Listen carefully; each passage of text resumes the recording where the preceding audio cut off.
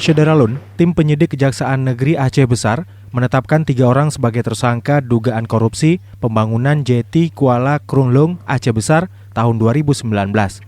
Adapun ketiga tersangka, yakni inisial MZ 55 tahun sebagai KPA merangkap PPK pada Dinas Pengairan Provinsi Aceh. Selanjutnya tersangka TH 39 tahun sebagai PPTK dan YR 41 tahun sebagai kontraktor pelaksana Direktur PT Bina Yusta Al-Zuhri.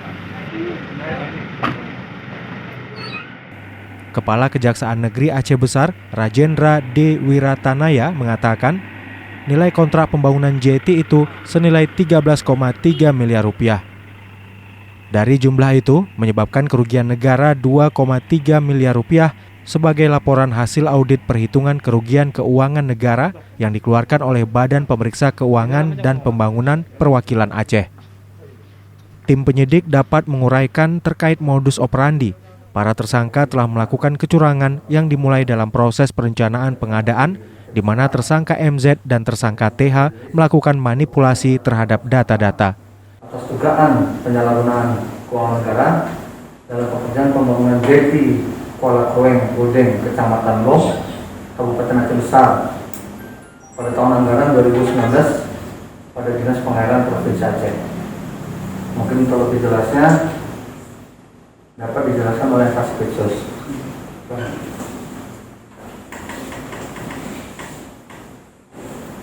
Mohon izin, jelaskan langsung. Jadi untuk ini ada penetapan tersangka terduga penyalahgunaan keuangan negara dalam pekerjaan pembangunan jeti Kuala Krunglung, Kecamatan Long, Kabupaten Aceh Besar tahun anggaran 2019 pada Dinas Pengairan Provinsi Aceh, bahwa terhadap 3 orang tersangka ini masing-masing berinisial MZ 55 tahun sebagai KPA merangkap PPK, TH 39 tahun sebagai PPTK dan YR 41 tahun sebagai kontraktor pelaksana dari Direktur PT Bina Yusta Al-Zuhri. Adapun nilai dari pelaksanaan kegiatan ini yaitu sejumlah 13.053.329.000 rupiah, yang mana telah menyebabkan kerugian negara sebesar 2.317.222.789 rupiah, sebagaimana laporan hasil audit perhitungan kerugian keuangan negara yang dikeluarkan oleh Badan Pemeriksa Keuangan dan Pembangunan Perwakilan Provinsi Aceh.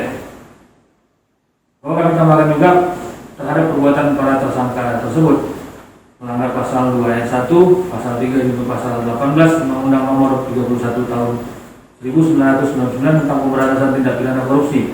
Contoh Undang-Undang Nomor 20 Tahun 2001 tentang perubahan atas Undang-Undang Nomor 31 Tahun 1999 tentang pemberantasan tindak pidana korupsi. Saat ini, para tersangka telah diamankan di Rutan Kelas 2B Kaju selama 20 hari ke depan, dengan alasan dikhawatirkan para tersangka dapat melarikan diri atau menghilangkan barang bukti.